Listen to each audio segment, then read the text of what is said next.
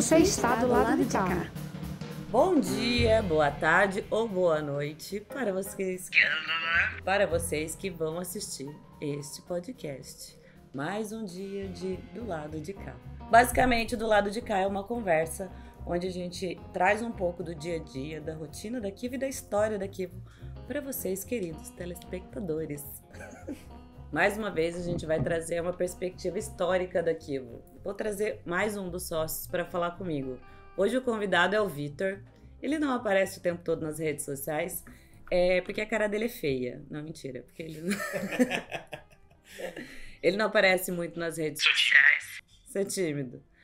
Porque, basicamente, a gente vai falar, inclusive, da importância de um trabalho que ele faz muito forte dentro da Kivo, que é o backstage de projetos e de toda a infraestrutura da Kivo, não só de projetos.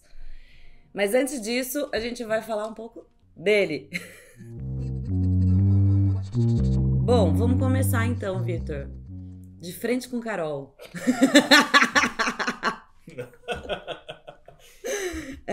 Viu? Bate-bola, jogo rápido. Bate-bola, jogo rápido. Perguntas. Conta um pouco pra gente qual que é a tua formação. Você como sócio da Kivo, a gente já falou nos outros episódios que a gente tem um engenheiro, eu antropóloga, um jornalista e um designer. Vitor, só sobrou o designer agora. Exato, só sobrou o designer pra falar. Na verdade, o Gui ainda não falou. Não? Me conta um pouco da tua formação.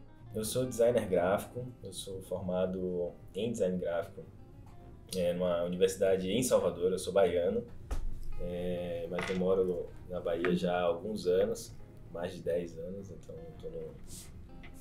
tô aí solto nessa geografia.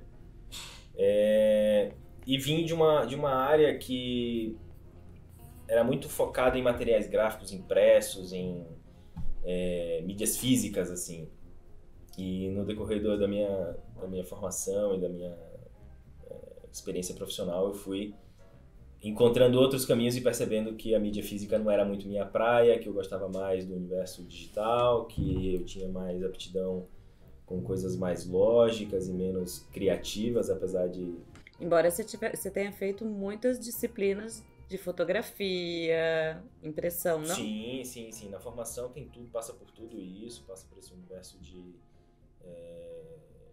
fotografia, vídeo, materiais impressos era o que mais tinha, então... Só que daí depois, a internet, eu sou formado em 2008, então a internet... Parece que não, mas eu sou um pouquinho velho. Aquela coisa de internet ainda não era assim super... Super o quê? O que eu posso dizer? Ainda não era tão forte. Difundida. Não era tão, assim, comum. Na verdade, você estava se formando num período de transição, onde a internet foi popularizada. Exatamente. E aí não tinha, era tudo muito mais comum por telefone, ainda existia lista telefônica, ainda tinha... Mas você chegou a trabalhar com design gráfico? Trabalhei com design gráfico. Tá, aí... Trabalhei com um monte de coisa, design gráfico para impressos, design gráfico para e-mail marketing, aí depois eu passei a fazer sites, aí depois eu passei a fazer sistemas. Aí quando você transicionou, fez a sua transição de carreira... de carreira, tá, gente? Aí você passou a se interessar um pouco mais pela parte lógica do design, a parte mais... Processual. Exatamente. Entendi. E foi nesse período que você já começou a flertar com essa coisa do interaction design, service design, essas outras siglazinhas. Exato. Quando eu percebi que a minha aptidão não estava muito no universo do gráfico e estava mais dentro dessa coisa lógica, racional, processual, eu encontrei no design de serviço, no design de interação, um pouco desse meu reflexo, assim, de como eu enxergava o design, ou como eu poderia ser mais... enriquecer mais o trabalho ou até meu desenvolvimento no meio do design. Então, foi onde eu me encontrei na profissão ali como designer. Tá, Isso tinha mais ou menos 4 anos de formado. Isso você já estava em Curitiba? Isso eu já estava em Curitiba.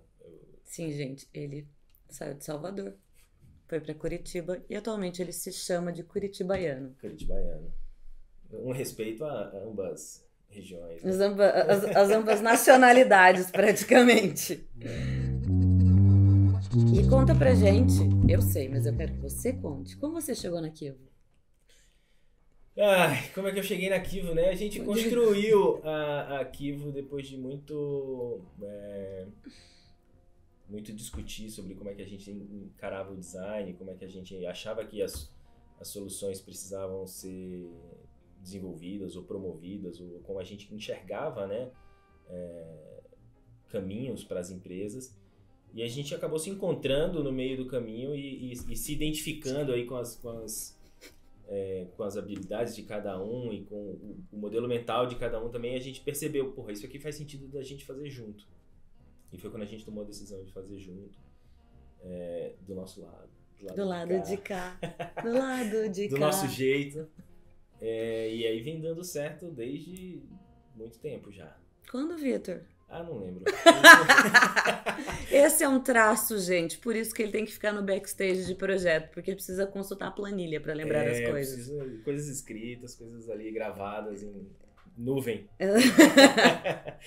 E, bom, na verdade ele não contou a parte mais importante de tudo, né? Foi o momento em que ele teve o prazer de conhecer a minha pessoa. Isso é uma fatalidade que acontece na vida de todo mundo. Legal. Me conta um pouco, como é que foram os primeiros anos trabalhando com a Kivo? O que você fazia nesse período? Como a Kivo, quando nasceu com 4 pessoas, né? 5 pessoas, né? Uhum. A gente tinha que fazer meio que de tudo, né? São poucos, 5 pessoas. Eu, o Wilton, o Vitor, o André e o Lessac. Isso. De novo. Eu, o Wilton, o Vitor, o André e o Lessac. Isso. Nós 5, meio que todo mundo fazia tudo, porque era uma empresa pequena, tinha que fazer dar certo, tinha que ainda se provar. Então não tinha muito essa questão de eu só faço isso, eu só olho para aquilo, meu papel na empresa é esse, não tinha essa distribuição de papéis, não tinha nenhuma grande formalização assim na empresa. Então, no fim, a gente acabava fazendo tudo. E eu estava muito dentro do universo de projetos. Então, ali eu já trabalhava quase que exclusivamente com design de interação, com design de serviço e UX. Então, a gente ficava muito na dupla, eu e o André, construindo esses projetos de interface, aplicativos, sistemas, corrigindo, fazendo análises heurísticas, análise de usabilidade, testes de usabilidade. Eu fiz muitos testes. Então, no começo da Kivo, e aí quando eu digo no começo, eu digo por uns 2 anos, 2 anos e meio mais ou menos, eu passei fazendo isso e fazendo outras coisas, porque tinha que vender, tinha que acompanhar cliente, tinha que fazer relacionamento, tinha que fazer apresentação, enfim, era fazer tudo praticamente, né? E você era muito jovem nesse período também? Eu sou jovem até hoje, né, Carol? Mais ou menos. Sim, eu tinha 26 anos. 26 anos e tinha que fazer a coisa acontecer, a gente nem sabia direito se estava fazendo certo ou errado. A gente era mais corajoso do que... A gente sempre teve mais sorte do que juízo. Muito mais sorte do que juízo, isso é verdade. Mas tinha que fazer, né? A gente tinha se empenhado em construir, achava que esse era um negócio que ia dar certo, que ia sustentar a gente, então tinha que fazer dar certo e a gente fez também até hoje. O Vitor chegou aí pra campo, gente. Fiz pesquisa. Nossa, fiz pesquisa, é verdade, muita pesquisa. Conta pra gente um exemplo, não vai lembrar, mas... Não, eu lembro quando a gente fez pesquisa no shopping pra uma empresa de administração de shoppings, que a gente frequentou muitos shoppings aqui em São Paulo, em muitos dias. Sério, eu passei muito tempo não querendo pisar no shopping. Mas foi muito bom, porque a gente acaba olhando as coisas por um outro lado, né? Um prisma diferente do que a gente está acostumado no dia a dia de projetos. Então é legal fazer essa transição assim de natureza de projeto, de demanda, também é legal, eu gosto. Pesquisa sempre foi uma felicidade na tua vida? Não foi, eu tenho que admitir. Não, mas é legal a gente contar, porque assim, muitas vezes as pessoas pensam que, como hoje a gente está num lugar, às vezes, de mais gestão dentro da Kivo, ninguém sabe muito bem como foram os primeiros anos da Kivo. E a gente teve dias de muita dificuldade. Esse dia do shopping foi super... foi um dos campos legais, mas a gente teve, por exemplo, aquela vez que a gente tentou fazer uma pesquisa com Bitcoin, que a gente ficou quase 1 hora tentando sacar dinheiro de uma agência, de um caixa eletrônico, do ATM, que supostamente tinha... fazer a conversão de Bitcoin para dinheiro. A gente não conseguiu fazer isso. A gente teve também... como você ia mais para campo de UX, você também acabava fazendo mais online, né? Bastante coisa de análise de sistema, de fluxo de interação. Mas no começo da Kiva a gente fazia tudo, né? A gente teve um trabalho lá em Curitiba mesmo, que parte da imersão era dentro do cliente. E a gente tinha que fazer isso, acompanhar a rotina do cliente, mapear processos deles. Tinha uma questão da pesquisa ser mais orientada para serviço do que para o entendimento das necessidades ou para uma coisa mais antropológica, etnográfica, assim. Mas... quer cortar isso? Não, mas isso vai entrar super. Era muito mais focado assim, as necessidades do dia a dia e como a coisa acontecia para mapear o processo, mapear a jornada.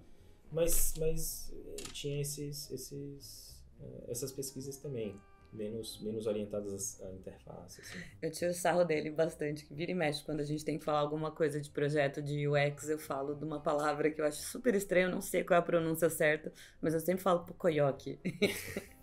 Porque uma vez a gente estava discutindo para um projeto e aí eu vi numa apresentação que ele ia fazer essa palavra e aí desde então é a única coisa que eu sei falar para ele dos comportamentos. É isso, né? Na verdade o Pukoyoki é uma expressão, não sei nem de onde qual idioma é isso. Acho que é japonês. Deve ser. Mas quando um sistema ou um produto físico ele tem uma estrutura que evita o erro. Ele impede que a pessoa faça de um jeito que não é para ser feito. Para evitar quebra, evitar um uso inadequado daquilo. Então, explicando grosseiramente, tá? Se alguém for no Google, talvez ache uma explicação um pouquinho mais elaborada que isso. Mas é nessa linha, então foi por isso que eu trouxe isso na apresentação, porque o que a gente estava construindo naquele trabalho tinha uma defesa em cima disso. Tinha que apresentar basicamente, de maneira bem básica, esses conceitos. Na verdade, isso tudo ele é muito especialista, porque tem uma pessoa que consegue quebrar muitas coisas de infraestrutura dentro da Kivo, relacionada à tecnologia. Então a gente pode até... Eu tenho que fazer as coisas na Kiva à prova da Carol, entendeu? Tem que ser pra evitar que ela... E mesmo quebra. Quando eu não tô envolvida, quebra. Mas é porque é energia, né? O campo energético seu, a gente tem que fazer um mapeamento energético seu, Carol. Tecnológico. Acho melhor não. Mas isso é legal de trazer, porque assim, embora o Wilton seja um engenheiro da computação, ele teve um olhar sempre muito orientado a negócio. E o Vitor, designer, sempre teve um olhar muito orientado à tecnologia. E os dois conseguiam falar uma mesma língua.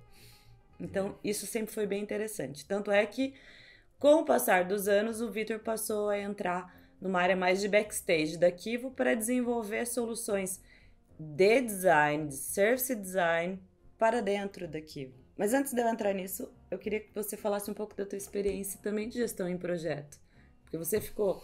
Sim, mais uma das partes ali do que eu fiz, né?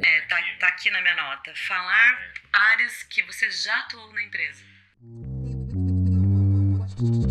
Quando a gente começou a crescer e começou a ter mais gente, a gente deu um salto, né? Teve um salto de quantidade de profissionais que a gente teve e foi um salto muito rápido, assim. A gente fez em pouco tempo, subiu de, 7 pessoas para 15, depois para 30.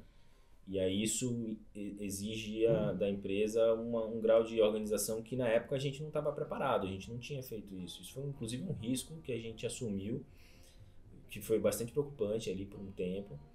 E aí a gente precisava começar a assumir os papéis. Eu falei um pouco mais cedo que a gente não tinha definição de papéis e todo mundo fazia tudo, mas quando a gente cresceu e começou a ter mais gente, a gente precisava ter isso. E foi mais concreto, né? Tinha que estar mais delimitado, porque as pessoas se perdiam nas orientações dos papéis. Exatamente. Aí o que eu faço? Eu me refiro a quem? Eu pergunto alguma coisa a quem? Quem é responsável por isso? Aí a gente começou a perceber a necessidade de organizar a empresa de uma forma um pouquinho mais formal do que a gente fazia. sem perder, aí é que entra o brilho da coisa, né? Sem perder a flexibilidade que Arquivo tem, sem perder o dinamismo que Arquivo tem. Nunca foi o objetivo a gente engessar, tornar Arquivo um negócio burocrático, mas a gente precisava formalizar vários processos, e aí a gente começou a entender quais eram os papéis e as habilidades de cada um. Não foi uma transição rápida, então nesse meio do caminho a gente precisava de alguém que fosse um pouco mais processual, que tomasse conta de projetos e que não tivesse no dia a dia de projetos. Então eu assumi essa responsabilidade como gestor de projetos na Arquivo, sem nunca ter uma formação oficial de gestão de projetos, mas mais pela habilidade ali de processos e de organizar e de cronograma, de ser mais... Era minha dupla, gente, então tava tudo certo. Ele teve esse privilégio.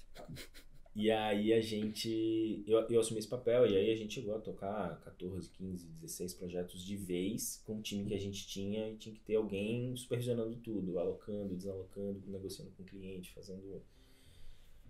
Foi massa, porque foi um tempo, foi até grande, foi longo esse tempo, né, que a gente passou assim com essa dinâmica, e eu me senti bem fazendo isso. A gente se organizou, as pessoas perceberam também valor em ter esse nível de organização. A gente teve vários feedbacks positivos, claro, não vou dizer que não teve falha, a gente bateu cabeça. Teve, gente. Bateu cabeça. E a gente pode xingar no podcast? Pode. Pra caralho.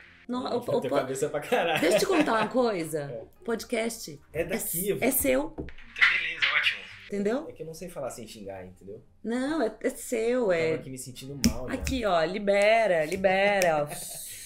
A energia. É, a energia. Não, eu tava me sentindo mal aqui sem xingar já. Enfim, então a gente... Tava formal demais. Tava. Puta, Tava uma puta que pariu. E aí... Foi massa, essa época foi massa porque a gente provou várias coisas, encontrou vários caminhos, organizou melhor a casa, e aí a gente se preparou para crescer. E foi a hora que a gente chamou a atenção e falou, tá na hora da gente estruturar isso aqui de uma forma minimamente decente aqui. Tem uma coisa muito legal que eu acho que é importante as pessoas saberem, é que a gente aplica para dentro da Arquivo o que a gente fala para fora da Arquivo. Então, a gente, de fato, tinha uma ideia, dava uma pesquisada naquela ideia, às vezes não era uma pesquisa formal, mas a gente começava a gerar ideações, né? Produção de versões alternativas, até que a gente chegava num ponto, vamos testar isso. E desenvolvia. Então, isso que o Vitor falou, a gente aprendeu muito com o Arquivo, fazendo Arquivo. Nós quatro, né, principalmente, eu, o Vitor, o Lessac e o Wilton, porque aí nesse período já éramos nós quatro mais na posição administrativa. Né? Isso, batendo as cabeças para pensar administrativamente, a gente fazia desta maneira. Claro que a gente divergia, claro que a gente errava. Aliás, divergir... Não, mas isso é legal, porque a gente aproveitava esses momentos para poder encontrar alternativas diferentes. A gente usava o debate com foco, né? Isso. Não era um debate pelo debate, assim, Não. Era um debate para orientar um caminho, uma saída. E foi bom pra gente identificar as fortalezas de cada um, né? Onde cada um era bom, assim. Exato. Até hoje a gente usa essas fortalezas, né? A gente sabe onde um pode apoiar o outro, e etc e tal. A gente comentou dentro do primeiro podcast, a gente comentou no primeiro episódio que eu fiz com o Wilton, que eu e o Wilton, a gente tinha visões de mundo muito diferentes. Quase nada. E é impressionante, porque assim, o Wilton, com o passar dos anos, ele fala assim, você mudou muito. Eu olho pra cara dele e falo, você mudou muito. É verdade. Porque as minhas ideias, elas mais ou menos são as mesmas. Mudei, amadureci, cabelo branco, e isso foi muito legal. E eu reconheço que a própria Arquivo me ensinou muita coisa. Os meus pares, né?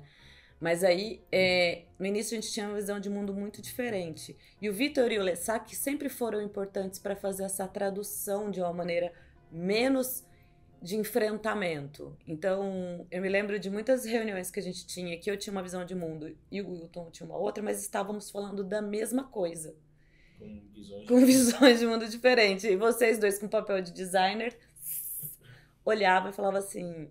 Não, mas vocês estão falando da mesma coisa. Vocês só estão, tipo, um tá assim, o outro tá assado. Se os dois falarem assim, vocês vão se encontrar. Então isso era muito legal, porque eu queria o quê? Trazer... Ainda é, né? Porque ainda tem essas divergências e ainda tem... A gente agora consegue encontrar caminhos de forma mais rápida, né? Mas é isso é um fato. A gente sempre... Eu acho que não tem uma reunião que a gente concorde 100% com tudo. Não tem nenhuma. Zero. Um total de 0 reuniões. É isso. E essa coisa é muito legal. A outra coisa que, pelo menos pra mim, foi um aprendizado é que eu tinha muitas ideias acadêmicas e eu precisava falar pra eles de maneira mais didática. Então, eu tive que aprender com o Lessac, com o André e com o Vitor a ser didática. Então, eu, às vezes, tinha lá uns conceitos acadêmicos que vinha e aí dava aquela preguicinha, assim, lá vem ela, começou a falar. Didática e com foco em negócio, né? Porque Exato. Tinha um nível ali de abstração que você colocava nos muito filosófico. Que era difícil de aterrissar na hora de apresentar para um cliente, por exemplo. E a gente precisava fazer essa conversão. Isso era legal, porque aí a gente acabou aprendendo muito sobre o universo da pesquisa por conta da experiência da Carol, né? E que a gente era obrigado a ler todos os relatórios enormes que ela escrevia para a gente sintetizar. Não tinha chat GPT na época para fazer corte de texto. E aí a gente precisava resumir para apresentar de uma forma minimamente entendível para o cliente. Mas isso é importante mesmo você dizer, porque as pessoas... Acho que muita gente perdeu esse período histórico da Kivo, de não saber como era trabalhar comigo em projeto. Você e o Lessac e o André tiveram isso. O Obi também teve. Mas de trabalhar assim comigo em campo. Acho que o Obi já teve uma relação comigo de campo que era um pouco mais de orientação. Vocês não, vocês tiveram uma relação comigo em campo de par. Que eu chegava de campo quicando de informação. Nossa. E eu ficava, gente, eu preciso falar, a gente precisa começar a indexar isso aqui, porque tem muita informação. E eles, calma, Carol. tudo certo, vai dar tempo, vai acontecer. Tanto é que depois eu vou recuperar, a gente tem um time-lapse de um campo que a gente fez, acho que foi até o campo dos shoppings, da gente passando post-it de análise de um board pro outro board, ainda em Curitiba. É natural eu dizer que eu não lembro disso. Normal. Tá, agora eu quero aproveitar para abordar um pouco. Olha como eu tô muito entrevistadora. Tá vendo, né, Gil? Eu vou precisar de likes. Como é que o design, a tua formação em design te ajuda na parte do backstage da Kivo? E aí eu quero que você tente pensar, articular ainda, com a ideia, com essa formação que você tá trazendo de olhar. Até uma pergunta aqui. Essa relação de pensar a gestão de uma empresa orientada a dados ou orientada pelos dados. Então, como é que você conseguiu fazer isso? Porque, basicamente, você é a pessoa que faz essa frente de projeto da Kivo. Eu não consegui fazer ainda. Você tá em ação. Tô trabalhando nisso. Mas a gente tem isso também.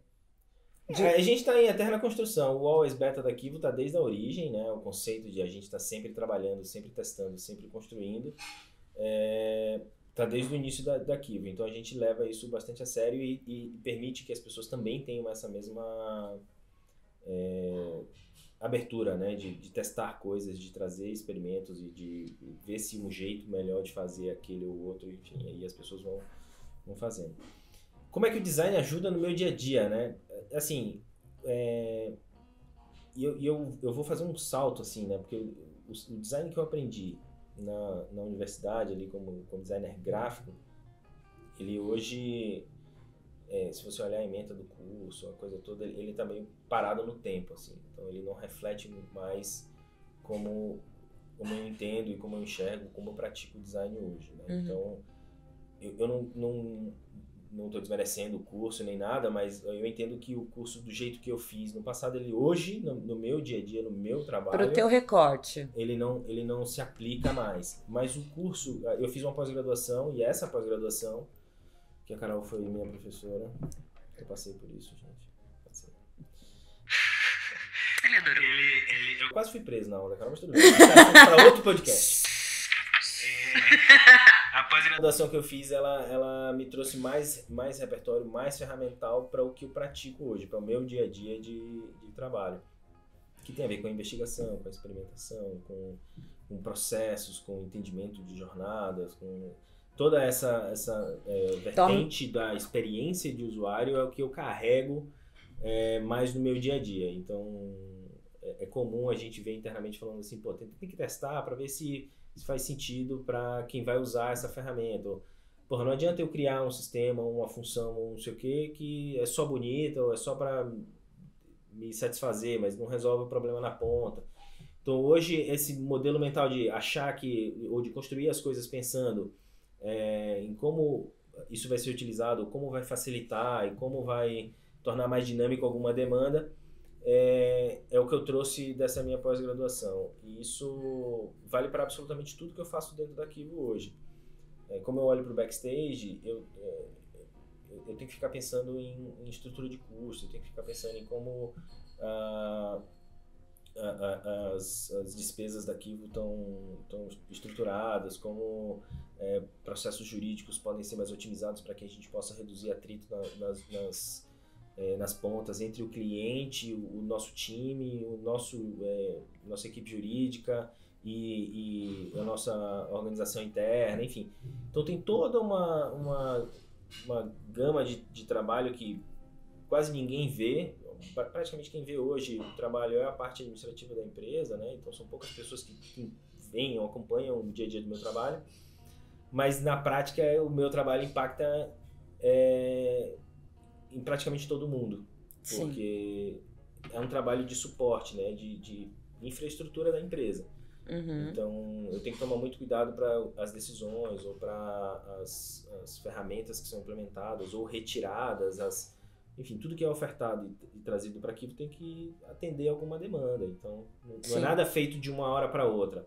A gente, para tirar uma ferramenta de gestão de projetos, por exemplo, que a gente tirou recentemente, a gente teve que criar outro mecanismo que está sendo testado. Uma outra jornada. E aí isso muda o caminho de como as coisas são feitas, muda as demandas, muda os momentos, enfim, toda mudança influencia e transforma uma outra parte da empresa que envolve muita gente. Então, é tudo feito com muito cuidado. E esse cuidado vem da tua mentalidade da formação de design. Exato. Pegando esse gancho que você estava falando de pensar o backstage, a jornada, uma coisa que eu acho muito legal, que a gente usa bastante, e eu ouço você falando isso em discussões com o Wilton, principalmente, que o Wilton, ele sempre olha com olhar de gestão, negócio, e aí o Victor vem e fala assim, cara, mas quem vai operacionalizar isso é a TT, que o background dela é esse, ou a Aline, que a formação é aquela, ou a gente tem que conectar isso com o jurídico. Então, você tenta criar essa jornada para que, inclusive, a TT e a Aline, que são as usuárias daquele pedaço da jornada, tenham facilidade de uso, né? Sim. Então, isso é muito legal também de novo, pensando na experiência do usuário. Quem vai usar aquela ferramenta ou aquela solução precisa ter capacidade de usar. Não adianta ter uma ferramenta super robusta, uma solução super elaborada, que não dá para usar. E nem plugar 1000 ferramentas. Não. Hoje a gente vem num trabalho de simplificar o uso de ferramentas também para não ficar tantas coisas perdidas ou conectadas. Quanto menos pontos na conexão, mais simples e menos propenso a erro a gente fica. Isso tem alguma palavra em conceito de interação? Não, mas eu falando aqui agora, eu lembrei de uma parada que eu aprendi quando eu tava, aí sim, na faculdade de design gráfico, que era... Quando a gente vetorizava desenhos, cara. Isso eu fui longe agora, viu? Foi, né? Porra, isso é 2005. Ele sabe fazer, gente, ou seja, Yuka... 2005, precisar de um estagiário. Vetorização, nem sei se vetorização é feita ainda do jeito que eu fazia, não diga-se de passagem, mas era interessante da vetorização é que você desenha em cima de um outro objeto, ou cria em cima de uma folha em branco lá, um objeto ligando pontos, né? E quando eu estava aprendendo, e é normal quando você está aprendendo você fazer muitos pequenos pontos para poder fazer a forma do jeito que você acha que é. E aí na época lá, eu nem lembro mais quem foi, um colega, não sei se foi um cara de outro nível assim da graduação, ele falou assim, cara, quanto menos pontos você fizer, mais fluido fica o seu desenho. E aí eu comecei a reduzir a quantidade, e no vetor chama nós, né? Então eu fui reduzindo a quantidade de nós no vetor na época, e isso eu trago de lá para cá. Quanto menos nós na jornada toda, mais fluida ela tende a ser. E na prática isso acontece também. Tá vendo, então, gente? quanto menos ferramenta, quanto menos coisa no meio do caminho, mais menos propenso a erro a gente é. Ele é designer. A gente pode chegar à conclusão que ele é designer. A gente não precisa do certificado de Eu engano conclusão. bem, eu engano bem. Engana bem, né? Vai, o Somebody Love, vai ali, ó. Você viu, eu resgatei um negócio de 2006 ali, você não sabe nem se é verdade, isso eu inventei aqui agora. Exato, até porque a memória dele, ó, sucesso. E como é que os dados estão te ajudando, ou vão te ajudar, ou como você tem o objetivo que os dados te ajudem a tornar fluida e automatizada esta parte que você ainda está atuando? Você perguntou, mas se é orientada a dados ou orientada por dados, não pelos dados. Isso. Eu acho que hoje a gente é orientado pelos dados, tá? Aqui é uma empresa de design. A gente não vai, pelo menos não no curto prazo, isso pode mudar, enfim. Não dá para escrever nada em pedra, mas os dados ajudam a gente a tomar decisões. E como a natureza do meu trabalho é fornecer ferramenta, é fornecer insumo para a tomada de decisões, então os dados eles precisam ser muito bem estudados, muito bem elaborados para que a gente tenha decisões mais coerentes, decisões mais seguras. E isso passa por todas as estruturas da empresa. Desde do nível mais micro, horas de trabalho efetuadas por pessoas dentro de projetos, a níveis mais macros, como disponibilidade de recurso para o investimento X. Então, se vai acontecer no curto prazo, médio prazo, longo prazo, com coisa que não está ali tão bem estabelecida. Então, passa por tudo, assim. Então, a gente precisa ter informação. E o meu trabalho hoje é promover e gerar essas informações. Então, através da análise do que a gente já tem, do histórico, criar coisas para o futuro. Então, a partir do histórico, ver como é que a gente pode estruturar os próximos passos. E do dia a dia, né? Tá acontecendo aqui agora, eu tenho essa disponibilidade, eu não tenho essa disponibilidade, eu preciso construir tal coisa, enfim. Aí a gente vai produzindo essas informações para todo mundo. Às vezes a gente pensa antes, às vezes a pessoa fala, cara, eu preciso saber disso, como é que eu posso ter essa informação? Aí a gente constrói uma solução, ou pensa uma alternativa, ou direciona o caminho para Para de ler minhas anotações e fale. Foda, que essas siglas aí me quebram. Eu perdi. É isso, gente. Orientar a caminhos. Orientar alternativas de caminhos, ou entregar a solução que a pessoa precisa. Enfim. Sim. Na verdade, o que ele tá vendo as minhas anotações, xereta, porque começa aqui, isso é invasão de privacidade. Ela tá escrevendo na minha frente, não tem privacidade nenhuma. Então, começa por aí. Mas é que eu estou, fazendo as minhas anotações para continuar a entrevista. Uma entrevista em profundidade com Vitor Pérez. Vitor por Vitor. Vitor por Vitor. Vamos chegar nisso já. Também no primeiro episódio com o Wilton, a gente falou do índice VDM. E esse é o cara que sempre trazia pra gente, na análise de projetos, se aquela ação, ou se o projeto no dia a dia daquilo, se aquela ação, aquela Começou no atitude, projeto. ia ter algum problema, né?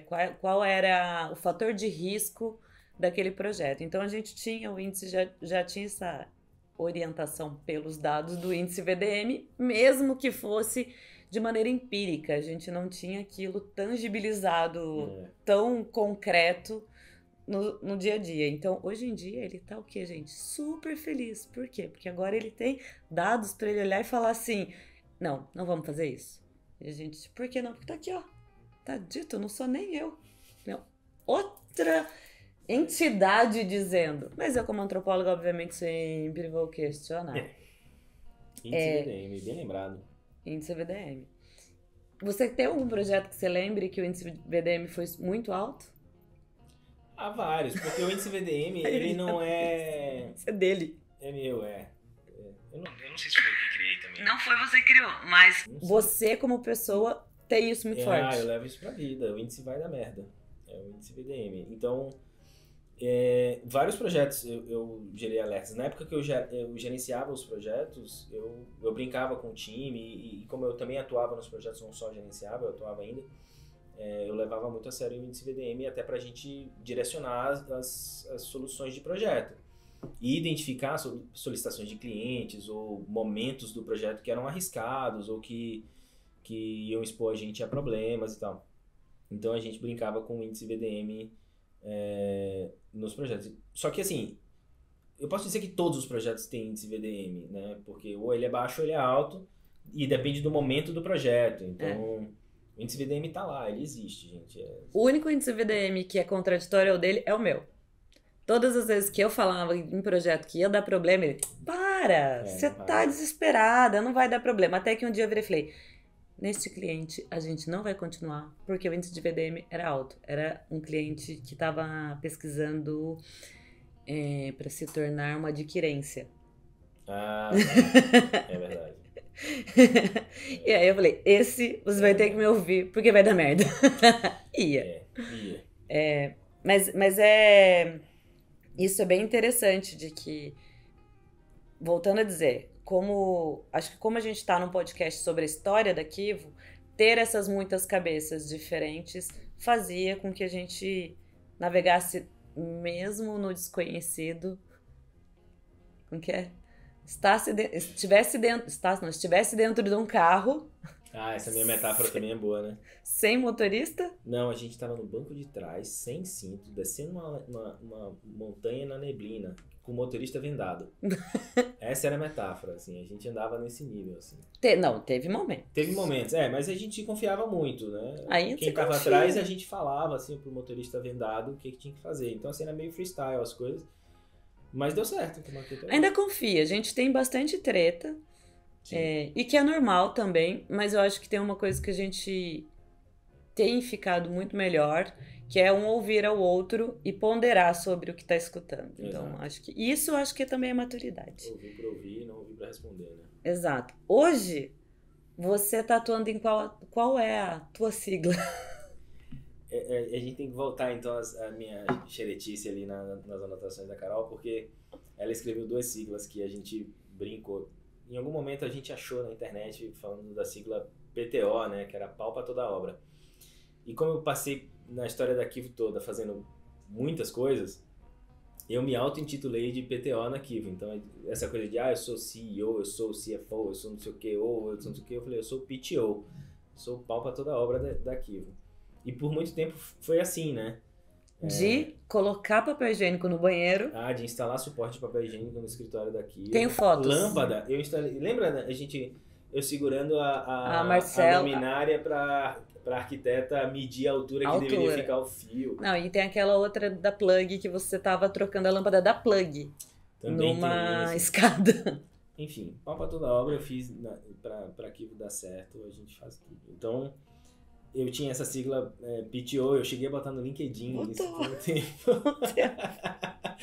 Foi mesmo. Gerou uma certa comoção, mas foi engraçado. E aí, de novo, né? Quando a Kivo tinha essa estrutura um pouco mais mambembe, eu posso dizer assim, a gente tinha que fazer tudo e tal. Acho que ela não era mambembe, eu acho que ela era experimentativa.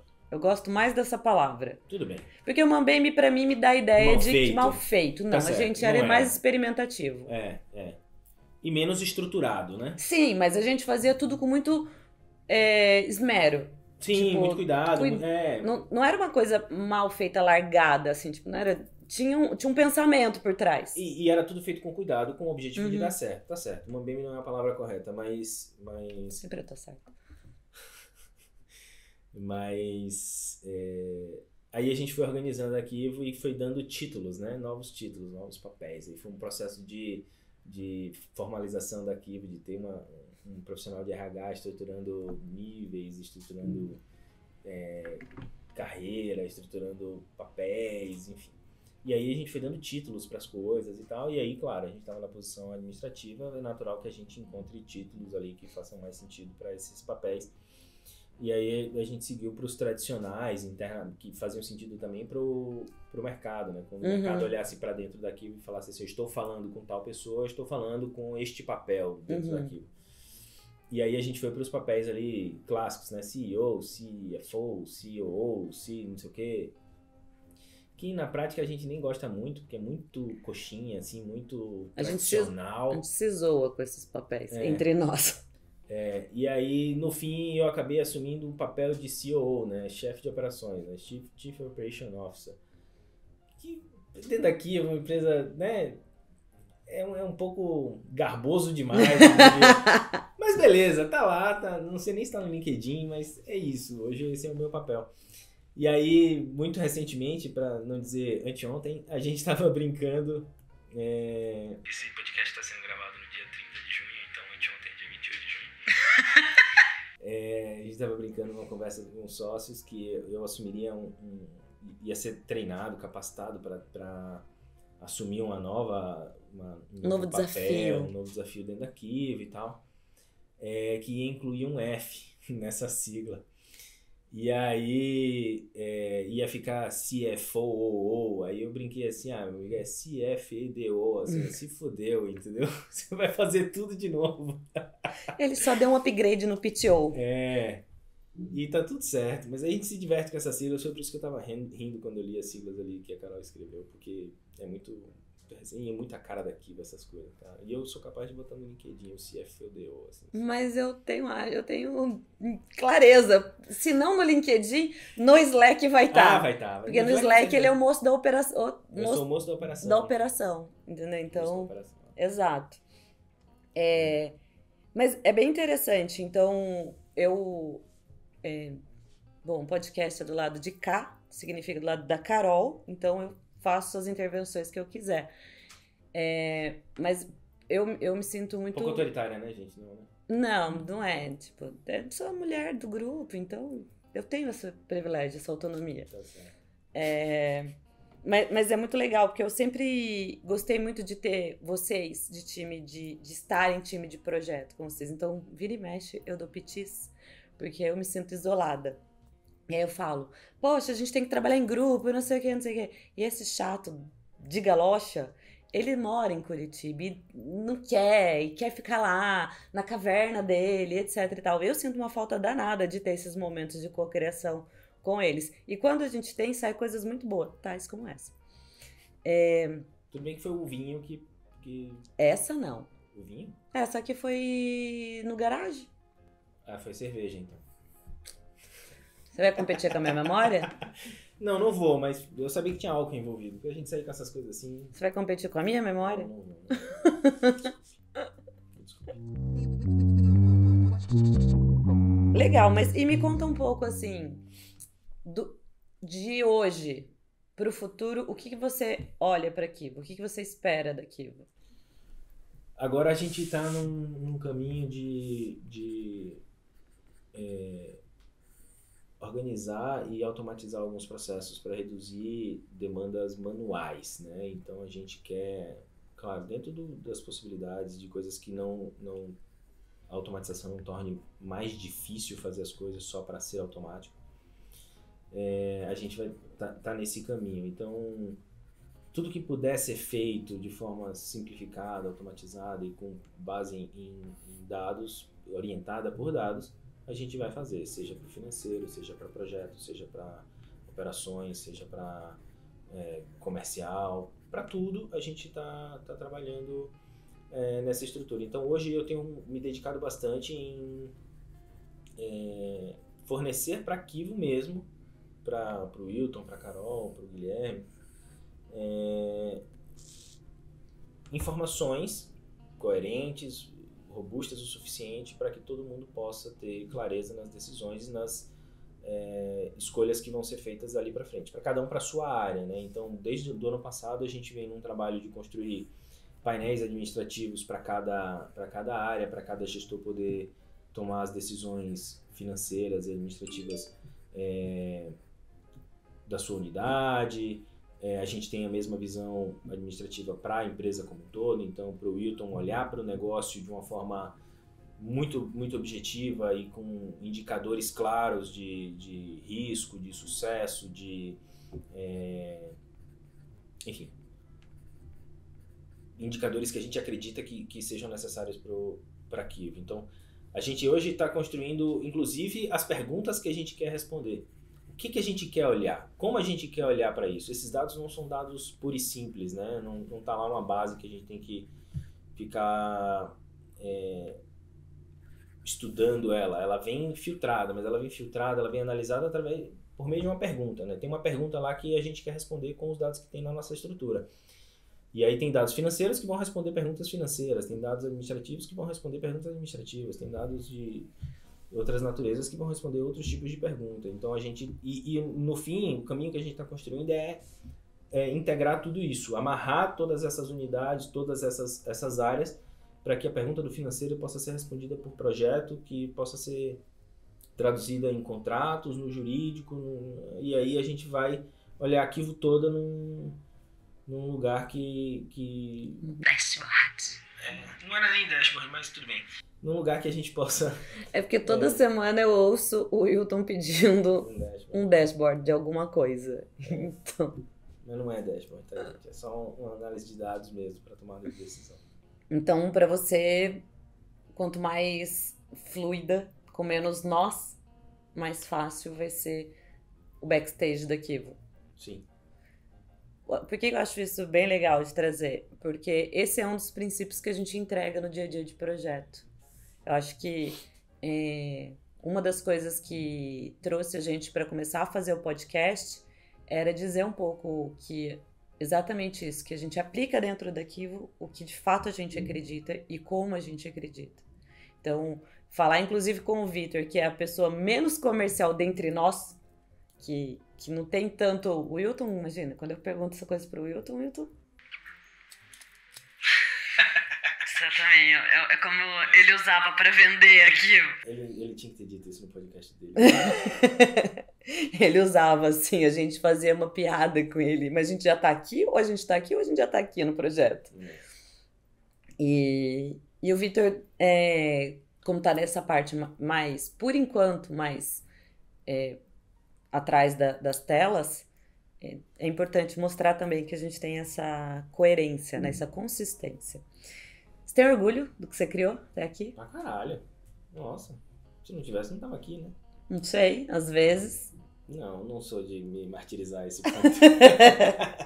Não, é massa, porque a gente vê o quanto a gente evoluiu, né? O quanto a gente fazia as coisas no feeling e muitas vezes o feeling se provava correto, depois a gente, ou em alguns casos o feeling se mostrava completamente cagado, mas a gente foi andando pra frente, né? Então isso é legal ver o quanto a gente acertou mais do que errou. E mesmo quando se mostrava incorreto, a gente se acolhia também, de tipo assim, puta, a gente errou. Beleza, galera. Naquela hora parecia que tava... O Wilton falou uma vez pra gente, né, do negócio, eu não lembro onde ele ouviu isso, mas do Next Play, que eu acho, aquilo é bem legal também de falar, que é assim, você errou, beleza, cara, sofre ali o momento que você quer sofrer, mas beleza, Next Play, vamos lá, próxima jogada a gente vai fazer de novo, vamos tentar a próxima. E se acertou também. Não adianta você ficar ali se vangloriando, feliz, acertei, e parar por ali. Não, é next play. Acertou, comemora, next play. Vamos pra próxima, vamos tentar outra coisa, vamos construir outra coisa, vamos mandar pra frente. E assim, esse next play é legal pra gente se colocar no lugar de humildade também, né? Erramos e acertamos sempre, mas a gente anda pra frente. Meio Roger Federer isso aí também, né? Gostou? Né? Tirei da carta de despedida dele. Exato, tô achando, porque tipo, eu nunca me satisfiz com onde eu estava, eu sempre queria melhorar. Mas é legal isso. Acho que, volto a dizer, não é fácil, temos altos e baixos o tempo todo, e só pra não romantizar que, tipo, nossa, como a gente vive no mundo ideal. Não. É difícil pra caramba. Mas a gente aprende bastante. Então, o Wilton mesmo é uma figura pra gente de aprendizado. Porque como ele já passou por mais coisas do que a gente, ele é mais velho do que eu, tá, gente? Então, é interessante isso, dele trazer esses outros pontos de vista. 3 aprendizados, grandes aprendizados que você tem desses anos todos. 3. Ai, agora fudeu com você, né? Puta merda. Pode ser 2, 1. Não sei, 3 aprendizados pra mim? Daquilo. Que aquilo trouxe pra mim? Porque agora eu acho que é isso. Que, primeiro a gente falou do quanto você trouxe pra Kivo, agora quanto a Kivo traz pra você? Ter mais abertura pra experimentar, eu acho que isso é fundamental, assim, isso, eu não tinha isso mesmo, eu acho que a gente construindo o Kivo e vendo o que dava certo e o que dava errado, você percebe que com um pouquinho de paciência, testa e bora, sabe? Experimenta e bora. Então acho que essa habilidade de se permitir experimentar foi uma coisa que eu aprendi com a Kivo. E quando eu digo a Kivo é todo mundo, né? Todo mundo que passou pela Kivo, todo mundo que Sim. a gente viveu. Ouvir mais também, é muito fácil você ser uma pessoa que fala e tal, ainda mais na posição que a gente está de gestão. Então é muito comum a gente falar uma coisa num sentido de pedido e a pessoa atender a acatar aquilo como se fosse uma ordem sumária. Então você precisa estar atento a esse tipo de coisa. Então ouvir aqui não é só escutar a pessoa falando, mas prestar atenção nos sinais que as pessoas estão dando e enxergar o que está acontecendo dentro da empresa para tentar encontrar um caminho, cuidar do outro sem que o outro precise esticar a mão e dizer, preciso disso. Então isso é interessante porque nas minhas outras experiências profissionais eu estava do outro lado, né? Eu estava sendo gerido e aí você só tem a visão das suas necessidades, né? Porra, o cara não tá me dando tal coisa, ou então eu não consigo fazer tal coisa por causa desse problema, ou então esse cara não escuta porque eu sou especialista nesse assunto, mas ele acha que sabe tudo. Então foi um aprendizado muito grande estar do outro lado, enxergar o que o profissional ali passa e se colocar no lugar dele, né? Isso é interessante de ver, porque é natural, eu já estive no outro papel, então sei mais ou menos o que o outro tá passando ali no dia a dia de projeto. Então ouvir nesse aspecto é muito interessante, assim. Então acho que ter mais essa experiência de se permitir experimentar, ouvir o outro. Deixa eu ver se eu lembro de mais alguma coisa assim que seja emblemática, né? Porque não adianta também falar Bem você, groselha aqui. Viu? É outro aprendizado, falar o necessário. Ouvir quando precisa e falar o necessário. Falar o necessário, né, gente? Não falar besteira à toa. Não dividir. Não sei, talvez a gente ache aí mais pra frente alguma. Você vai lembrar. Então lembrei. Aí eu Gil, corta lá, corta edita lá pra trás. tudo, passa pra cá. Você falou de duas coisas que eu achei legal e que vale a pena, que é um aprendizado. Hoje, né, a gente, como o Vitor disse, a gente está em 2023 e esse ano está sendo especialmente particular. E a gente olha para trás e a gente não tem informação de gestão, de não sei o quê, de... Tradicionais, né? Exato. E a gente eu tenho também muito orgulho daqui. Uma vez o Vitor até me perguntou isso. Né? Numa das crises. Essa pergunta tinha a ver com a sua pergunta, inclusive. Se valia a pena eu continuar numa das crises. E pra mim vale. Por isso que eu continuo e vou continuar sempre. Essa é uma última pergunta, para de olhar aqui. Mas a nossa formação, eu tenho clareza que por enquanto, até aqui a nossa formação é uma formação Kivo, né? A gente aprendeu a fazer gestão, a gente aprendeu a olhar para financeiro, eu estou aprendendo para o financeiro. A gente aprendeu a olhar para projeto com um olhar de gestão de projeto. Então, éramos jovens profissionais quase recém-saídos de formação. E aí Bastante coragem, pouco juízo. Pouco juízo, e a coisa foi funcionando. Então, acho que isso é uma coisa interessante de dizer. Então, muitas vezes, que as pessoas perguntam pra gente das certezas que a gente tem, ou das nossas ideias, ou das nossas decisões, é nesse sentido, assim. E eu acho que até aqui tem funcionado. Como é que você se vê na Kivo daqui 5 anos? Carol, não fode, né? Esse tipo de pergunta. A gente tá num... Eu acho que essa é a beleza da coisa, assim, sabe? Tem um direcionamento que a gente tem que ter, claro. Tem um caminho que a gente sabe que a gente vai trilhar e que a gente vai construir, mas é tudo muito avaliado diariamente, continuamente, construindo à medida que as necessidades vão surgindo, adaptando as necessidades do momento. Então é muito difícil dizer assim, daqui 5 anos a gente vai estar assim, porque significa que você está mirando num negócio que você vai... Pode ser que não seja. Não, ou que para ser aquilo você vai ligar um grande foda-se para todo o resto e vai seguir naquele caminho. Isso é ruim também, porque pode no fim ser uma visão completamente deturpada do que a gente deveria ser, sabe? Essa E passar parte. por cima de muita gente, de muita coisa, que eu não acho que faz sentido. Então, olhar pra tão longe assim, eu acho ruim, sabe? Uhum. Essa parte eu vou pegar pra mim, essa parte do trecho. Porque... A gente tem que ter foco. Não, mas é que era interessante a ideia, mas eu acho que você respondeu o que a gente queria. É isso, gente. Hoje a gente conversou com o Vitor. Sou Carol Zatorre. Hoje eu sou liderança de cultura em pesquisa na Kivo. Continue seguindo a gente. Esses podcasts não vão parar. Hoje a gente fez um com caráter mais histórico e contando como a gente aplica as coisas que a gente acredita dentro da empresa. Siga a gente nas redes sociais e obrigado. Pronto. Você está do lado de cá.